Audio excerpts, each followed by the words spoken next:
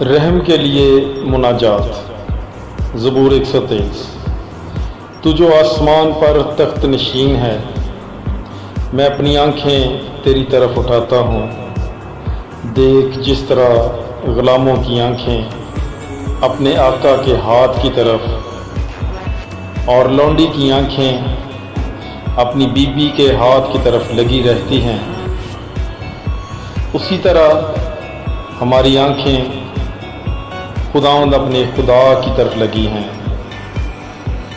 जब तक वो हम पर रहम न करे।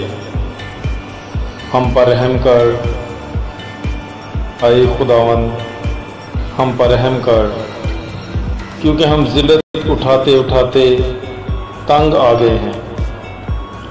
आसूदा हलों के तमस्कर और मगरूरों की हकारत से हमारी जान सेर हो गई। आमीन। Bible is life. God bless you.